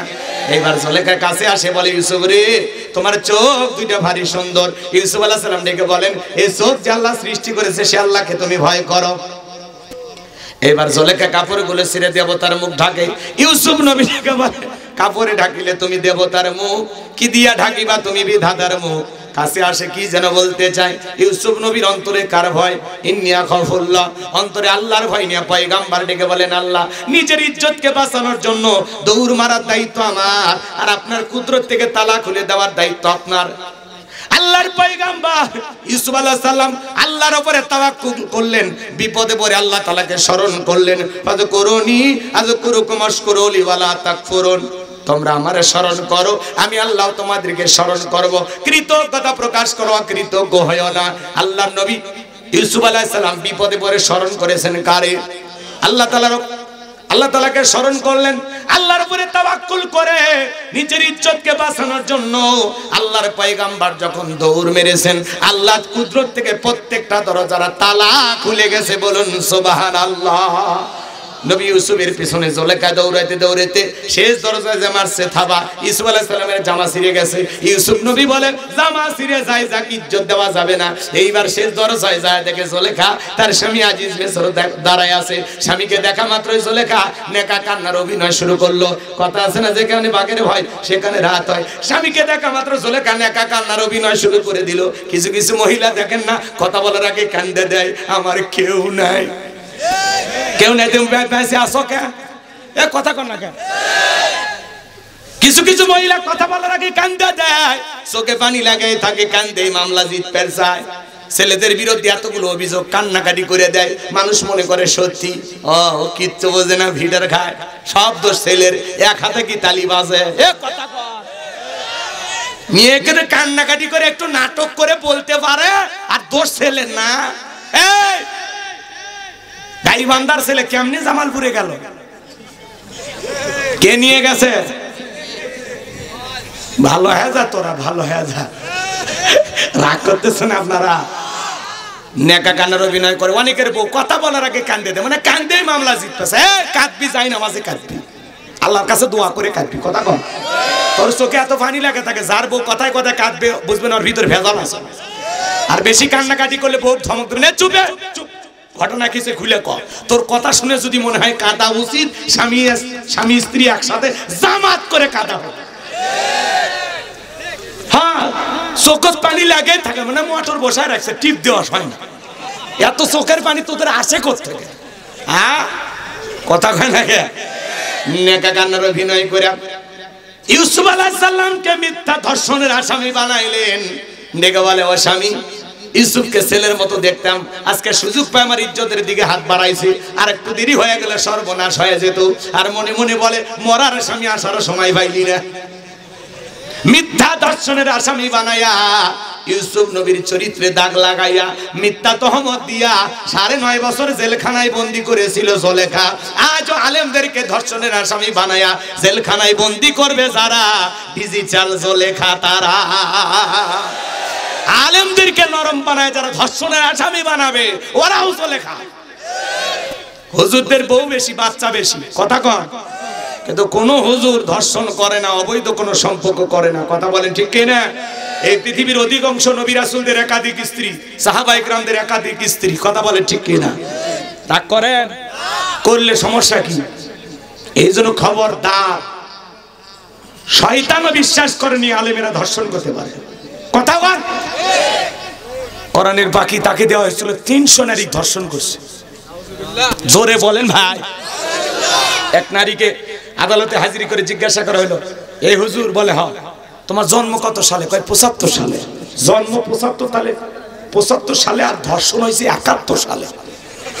স্বপ্নেও সম্ভব? শয়তান বলতেছে এটা পৃথিবীর সেরা মিথ্যা কথা। অন্ধ মানুষ গাড়ি পড়াছে, সেই মামলায় সুপ্রিম কোর্টে গেছে, হাজিরে দিবেন। চিন্তা করেন, অন্ধ মানুষ গাড়িতে আগুন লাগাতে পারে? এটা কি মিথ্যা না সত্য? ধ্বংসই এমনি হয় না, ধ্বংস হওয়ার অনেকগুলো কারণ থাকে। অন্ধ মানুষকে ফাঁসাও, আলেমদেরকে ফাঁসাও, জাতির মানুষের রক্ত নিয়ে খেলা করবা আর যুগের পর যুগ টিকে থাকবা, অত সহজ না। পতন হবে, জুলুমের শেষ আসেই। কথা বলে। এবার 5 আর 6 নাম্বার গুণাবলী, ওয়াল্লাযীনা হুম লিআমানাতিহিম ওয়া আহদিহিম রাউন। 5 নাম্বার হলো আমানত রক্ষা করা। এই জীবনটা আমানত, ছেলে মেয়ে আমানত, স্ত্রী সন্তান আমানত, এই পৃথিবীতে যা দেখতেছেন সবই হলো আমানত। কথা বলেন ঠিক কি না? বক্তার কাছে শ্রোতা আমানত, ইমামের কাছে মুসল্লি আমানত, শিক্ষকের কাছে ছাত্র ছাত্রী আমানত, যারা ডাক্তার তাদের কাছে রোগী আমানত, নেতার কাছে জনগণ আমানত। বর্তমান ইউনূস সরকারের কাছে এই দেশের 18 কোটি জনগণ হলো আমানত। কথা বোঝা গেল? 5 নাম্বার আমানত রক্ষা করা, আমানতের খিয়ানত করা যাবে না। 6 নাম্বার ওয়াদা প্রতিশ্রুতি রক্ষা করা। মুমিন মুখে যা বলে অন্তরে যা বিশ্বাস করে কাজে যা বাস্তবায়ন করে। মুমিন কোনোদিন প্রতিশ্রুতি ভঙ্গকারী হতে পারে না। ওয়াদা দিলে ওয়াদা পালন করা লাগে। কথা তো কথাই, কথা বলেন, কখনো প্রতিশ্রুতি ভাঙবেন না, মনে থাকবে তো ইনশাআল্লাহ। 7 নাম্বার, ওয়াল্লাযীনা হুম আলা সালাওয়াতিহিম والذين هم على صلواتهم يحافظون। 7 নাম্বার হলো যারা যত্ন সহকারে সালাত আদায় করে। আসর পরে মাগরিব পর্যন্ত মসজিদে মন টাঙানো থাকে, মাগরিব পরে আসা পর্যন্ত মসজিদে মন টাঙানো থাকে। শুধু একা নামাজ পড়বেন না, সন্তানটাকেও নামাজে নিয়ে যাবেন। পৃথিবীর সফল বাবা তারা সন্তানকে মসজিদে নিয়ে যায়, যারা সন্তানদেরকে মসজিদ মুখে বানাবে, ছোট ছোট বাচ্চাদেরকে মসজিদ নিয়ে যাবেন। আজকের শিশু আগামীর বাংলাদেশ। কথা বলেন। ছোট ছোট বাচ্চারা মসজিদে গেলে মুরব্বীরা ধমক দেয়, খবরদার ছোট বাচ্চা গেলে ধমক দিবেন না, ওদেরকে বুঝাবেন। ছোট বাচ্চা একটু দুষ্টমি করে, ট্যাপের পানি নষ্ট করে, লাফালাফি করে, যাই নামাজ জড়ায়, টুপি ধরে টান দেয়, দাড়ি ধরে টান দেয়, এটা ছোট বাচ্চা স্বভাব। ওইটাই 8-10 বছর বয়স না, একটু দুষ্টমি করবি। কথা বলেন না করে কি আপনি 70 বছরের মুরব্বী লাভ দিবেন আর লাভ দিয়ে পড়ে গেলে আপনার হাড় হাড্ডির জয়েন্ট ঠিক থাকবি? অতএব ছোট বাচ্চা গেলে বেয়াদবি করা যাবে। পারলে মসজিদ কমিটি দায়িত্ব নেবেন, এখানে ছোট বাচ্চা মসজিদে আসলে তাদেরকে চকলেট খাওয়াবে। কথা কয় না? খালি মসজিদের উন্নয়ন করবে, মাহফিল করলে হবে না, ইমানের উন্নয়ন করবে, কাজ করা লাগবে। ছোট ছোট বাচ্চাদেরকে উৎসাহ দেন, যারা 40 দিন জামাতের সহিত নামাজ আদায় করবে গিফট দেবেন, সাইকেল দেন। কথা কয় না? বিভিন্ন বই গিফট দেন। কথা বলে ঠিক কি না?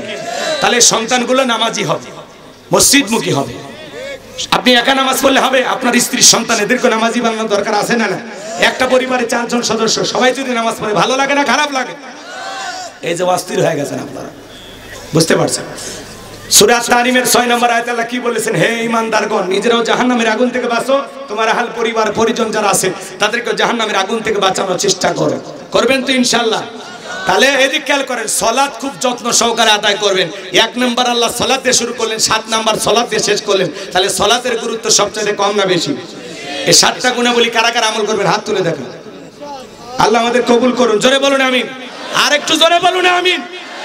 হাত নামান। যদি 7টা গুণাবলী আমল করতে পারেন, উলাইকা হুমুল ওয়ারিসুন আল্লাযীনা ইয়ারিসুনাল ফিরদাউস হুম ফিহা খালিদুন। আল্লাহ বলেন তারা উত্তরাধিকারী হবেন জান্নাতুল ফিরদাউসের, সেখানে তারা চিরকাল বসবাস করবেন। আল্লাহ কোনোদিন জান্নাত থেকে বের করে দেবেন না। চিৎকার মেরে বলুন সুবহানাল্লাহ। আল্লাহ বক্তা শ্রোতা সবাইকে সূরা আল মুমিনুনের এই কথাগুলো আমল করার তৌফিক দান করুন। জোরে বলুন আমিন। আখিরি দাওয়ানা আনিল হামদুলিল্লাহি রাব্বিল আলামিন। 12:30টার কথা বলে 1টা পার হয়ে গেছে, আমি খেয়ালই করিনি। তো যাই হোক, যারা বই নেবেন গাড়িতে গেলে পাবেন 50 টাকা হাতিয়ে দিয়ে স্মৃতি হিসেবে বইটা নিতে পারেন, মা বোনেরা সংগ্রহ করতে পারেন। ভাই দোয়া, আল্লাহুম্মা আমিন। রব্বানা যালামনা আনফুসানা ওয়া ইল্লাম তাগফির লানা ওয়া তারহামনা লানাকুনান্না মিনাল খাসিরিন। হায় রব্বুল আলামিন, দক্ষিণ গেদারি যুব সমাজের উদ্যোগে ঈদগাহ মাঠের উন্নয়ন কল্পে আজকের এই তাফসীরুল কোরআন মাহফিল ওয়াজ মাহফিলের শ্রদ্ধাভাজন সভাপতি জনাব আলহাজ মোহাম্মদ নুরুন নবী সরকারকে কবুল করো। প্রধান অতিথি জনাব সাদিকুর রহমান সাহেবকে কবুল করো। বিশেষ অতিথি প্রকৌশলী মোহাম্মদ আশরাফুল ইসলাম সুমনকে কবুল করো। ইঞ্জিনিয়ার সাইদুর রহমানকে কবুল করো। অন্যান্য অতিথিবৃন্দ যাদের কবুল করে নেন, হাফেজ মোহাম্মদ শামীম হোসেনকে কবুল করেন। আমার প্রিয় ভাই হযরত মাওলানা ইমদাদুল হক, আল্লাহ তোমার গোলামের কণ্ঠ তুমি দিনের জন্য কবুল করে নাও। আমরা যারা হাত তুলে ধরেছি আল্লাহ, অনেকের মা নাই, বাবা নাই, এতিম বানায় কবরে চলে গেছে। জনম দুঃখিনী মা বাবার কথা কি বলা যায়?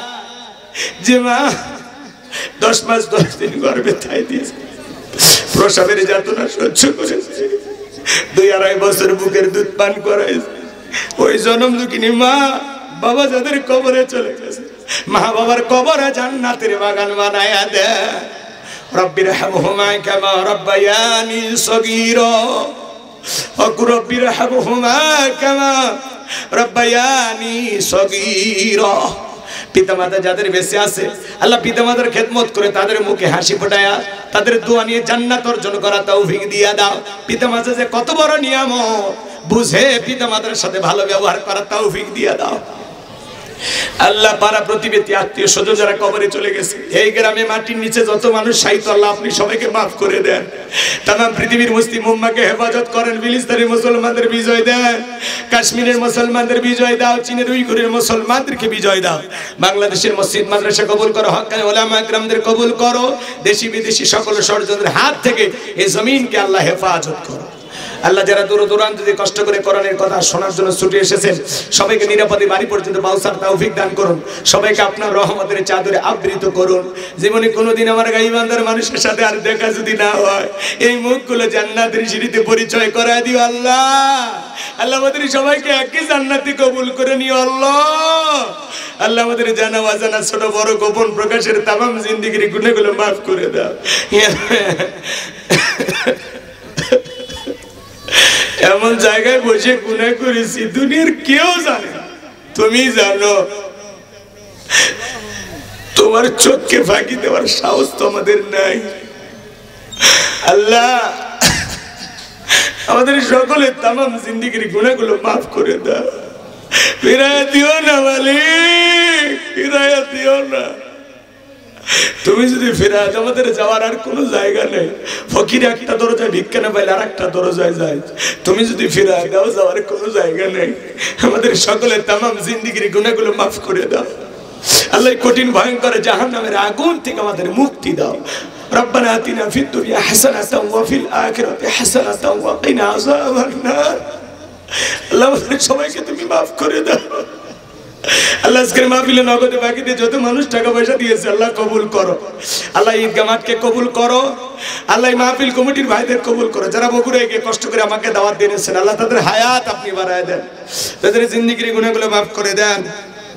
মাহফিল পরিচালনায় জনাব মোহাম্মদ আবু বকর সিদ্দিক সুজা সাহেবকে কবুল করেন। সার্বিক সহযোগিতায় শহীদুল ইসলাম, মঈনুল ইসলাম, সর্দার রফিকুল ইসলাম সহ আল্লাহ যারা অক্লান্ত পরিশ্রম করেছেন, লাইটিং মাইটিং পোস্টার ব্যানার ডেকোরেটরের ভাইরা সহ স্বেচ্ছাসেবকের দায়িত্ব পালন করেছেন। আল্লাহ যুবকেরা অনেক কষ্ট করে এই মাহফিলটা সাজিয়েছেন। সবাইকে দুনিয়া আখিরাতের উত্তম জাযা দান করো। আগামী বছর আরো বড় পরিসরে মাহফিলকে তুমি কবুল করে নাও আল্লাহ। দূর দূরান্ত থেকে যারা ছুটে এসেছে সবাইকে নিরাপদে বাড়ি পর্যন্ত পৌঁছার তৌফিক দান করুন। সবাইকে আপনার রহমতের চাদরে আবৃত করুন আল্লাহ। আমাদের সবাইকে জীবনে একটাবার সোনার মক্কা মদিনায় কবুল করে নিও আল্লাহ। যে মাসে মরণ দিবা মাসটা যেন রমজান মাস হয়, যেই দিনে মরণ দিবা দিনটা যেন জুমার দিন হয়। নামাজের সিজদারত অবস্থায় মৃত্যু দিয়ে, কোরআন পড়তে পড়তে মৃত্যু দিয়ে, ইসলামকে প্রতিষ্ঠিত করার জন্য রাজপথে জীবনটা বিলানো তৌফিক দাও আল্লাহ। এই জমিনে কোরআনের শাসন ব্যবস্থা কায়েম হয়েছে, চর্মচকে একবার দেখতে চাই কোরআন দিয়ে দেশটা চললে কেমন দেখা যায় আল্লাহ। এই জমিনকে কোরআন আর ইসলামের জন্য কবুল করো আল্লাহ। যারা দূর দূরান্ত থেকে ছুটিয়েছে সবাইকে, মা বোনেরা যারা কষ্ট করে আলোচনা শুনেছে পর্দা করার তৌফিক দেন, নামাজি বানায় দেন। তাদের দাম্পত্য জীবনকে হযরত আলী আর ফাতেমার মতো ভালোবাসা দিয়ে ভরপুর করে দেন আল্লাহ। সূরা আল মুমিনুন যে আলোচনা হয়েছে, বক্তা শ্রোতা সবাইকে আমল করার তৌফিক দাও। আজ থেকে সবাইকে 5 ওয়াক্ত নামাজি বানায় দাও আল্লাহ। আমার জবানকে হেফাজত করার তৌফিক দাও, হিসাব করে যাকাত দেওয়ার তৌফিক দাও। আমাদের যৌবনকালের সময়গুলোকে হেফাজত করার তৌফিক দাও, আমানত রক্ষা করার তৌফিক দাও, ওয়াদা ঠিক রাখার তৌফিক দাও আল্লাহ। যত্ন সহকারে সালাত আদায় করার তৌফিক দিয়ে দাও আল্লাহ। এই আমলগুলো সবাইকে করে জান্নাতুল ফিরদাউসের ওয়ারিস বানায়া দিও। সুবহান রাব্বিকা রাব্বিল ইজ্জাতি আম্মা ইয়াসিফুন ওয়া সালামুন আলাল মুরসালিন আলহামদুলিল্লাহি রাব্বিল আলামিন। আলেম একটি মাদ্রাসা বানাইছি, মাদ্রাসায় নূরে মাদিনা, 70 জন ছাত্র, 24 জন এতিম গরিব অসহায়, যাদের থাকা খাওয়া চিকিৎসা পোশাক সম্পূর্ণ ফ্রি। মাদ্রাসার পাশাপাশি একটা মসজিদ বানাবো, বড় কবরস্থান বানাবো। তোমার গোলামের স্বপ্নগুলো তুমি পূরণ করে দিও। আমার আব্দুর রশিদ সরকারকে আল্লাহ তুমি কবুল করে নাও। ও বড় পাগল, কোরআনের মহব্বত আর ভালোবাসা এসেছে আল্লাহ। আব্দুর রশিদকে তুমি কবুল করে নাও। আমার সাদিক ভাই, হারুন ভাই, আব্দুর রহিম ভাইকে কবুল করো আল্লাহ। রহিম ভাইয়ের যত সমস্যা আছে আল্লাহ দূর করে দাও, সমাধান করে দাও আল্লাহ, দুশ্চিন্তা মুক্ত করে দাও আল্লাহ। এই দোয়াটা তুমি ফেরায়ন একটু কবুল করে নাও। তাহাজ্জুদের সালাতের সময় আমি আমার ভাইয়ের জন্য দোয়া চাই। আব্দুর রহিম ভাইয়ের জীবনে যত সমস্যা আছে আল্লাহ দূর করে দাও আল্লাহ। সমস্ত বালা মুসিবত থেকে তাকে হেফাজত করো আল্লাহ। তার প্রতি রহম করো, দয়া করো আল্লাহ। তার জিন্দেগীর সমস্ত হয়রানি পেরেশানি দূর করে দাও। মিডিয়ার ভাইদের কথাগুলো সঠিকভাবে প্রচার করা তৌফিক দাও। যারা আলেমদের ওয়াজের সাথে নারীদের ছবি লাগায় বিকৃতি করে প্রচার করে আল্লাহ, এই ভাইদেরকে আপনি সঠিক হেদায়েত দান করেন আল্লাহ। কথাগুলো সঠিকভাবে প্রচার করা তৌফিক দিয়ে দেন। সুবহান রাব্বিকা রাব্বিল ইজ্জাতি আম্মা ইয়াসিফুন ওয়া সালামুন আলাল মুরসালিন ওয়ালহামদুলিল্লাহি রাব্বিল আলামিন। আল্লাহ, আমার গাইবান্ধার মানুষদেরকে আমি বড় ভালোবাসি। আমাদের এই ভালোবাসা জান্নাতের বিনিময়ে কবুল করে নাও। আমার লেখা বই যারা কিনবে আল্লাহ কবুল করে নাও। আমার গ্রামের মাহফিলে 2-4 জন জবান নিয়ত করেছে আল্লাহ, তাদের আশা তুমি পূরণ করে দিও। মৃত্যুর সময় জবানে জারি করে দিও লা ইলাহা ইল্লাল্লাহু মুহাম্মাদুর রাসূলুল্লাহ সাল্লাল্লাহু আলাইহি ওয়াসাল্লাম। আসসালামু আলাইকুম ওয়া রাহমাতুল্লাহি ওয়া বারাকাতুহু।